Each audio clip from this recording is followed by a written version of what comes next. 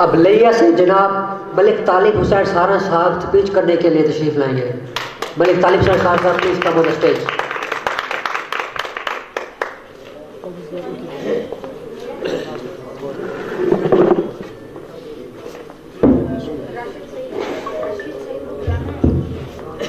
اعوذ باللہ من الشیطان الرجیم.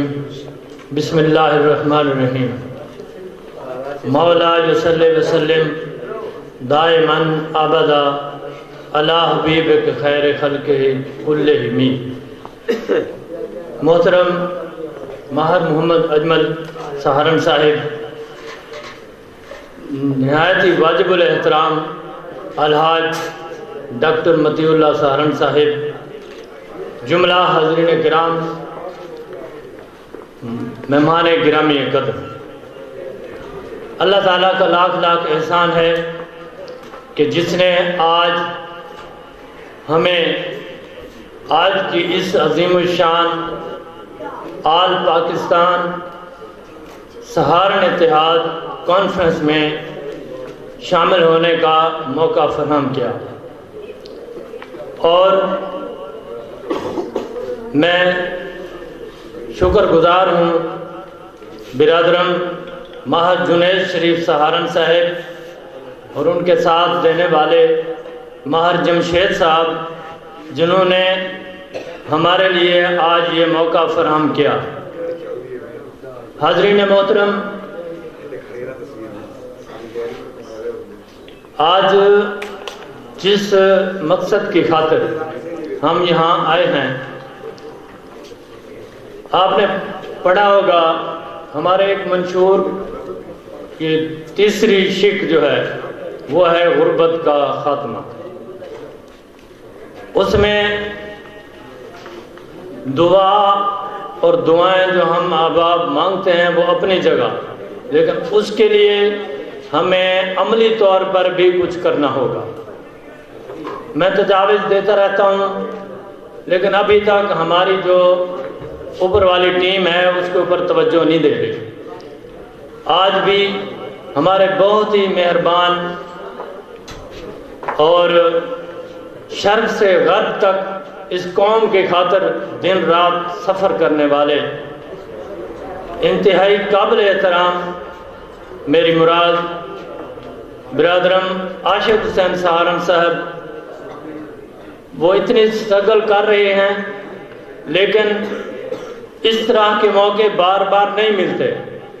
آج جس طرح ہماری جو اسٹیشن ہو رہی ہے اس کا ٹھیک ہے ان کے ریکارڈ میں تو آ جائے گا، لیکن آنے والا پروگرام آج ماہر جنید صاحب نے تو کر دیا. مجھ جیسا آدمی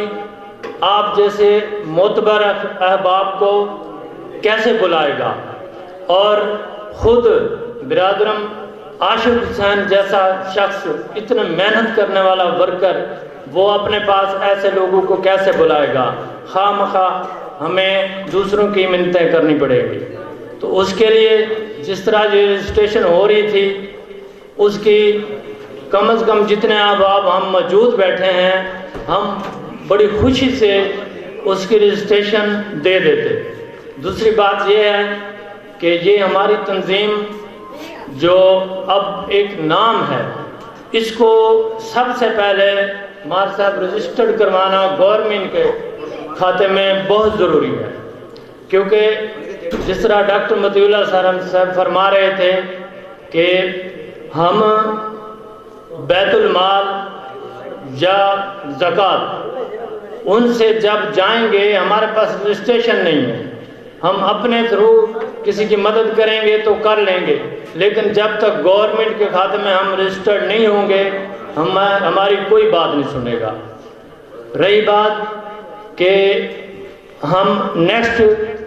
کیا کریں گے،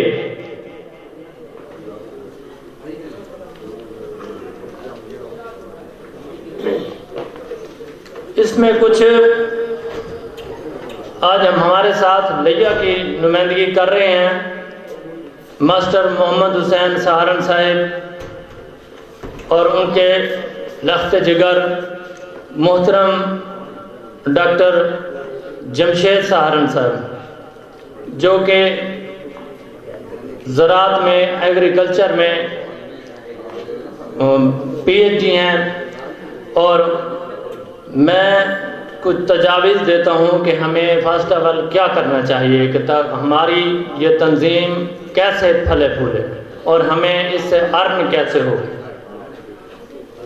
اگر ممکن ہو ڈاکٹر صاحب، اگر ممکن ہو، جیسے محکمہ جنگلات کے ہمارے علاقہ میں جنوبی پنجاب میں خاص کر بہت سارے رقبے ایسے پڑے ہیں جو پٹا پر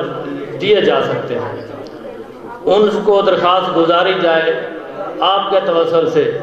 تو وہ رقبے ہمیں لاٹ صرف پٹے پر کاشت کے لیے دیے جا سکتے ہیں، اور اس کے اوپر پلانٹنگ کے لیے، درخت لگانے کے لیے بھی دیے جا سکتے ہیں۔ تو اس طرح کی ہمیں پلاننگ کرنی پڑے گی، اور چھوٹے چھوٹے ایکٹیویٹی، مثال کے طور پہ کوئی ساتھی، میں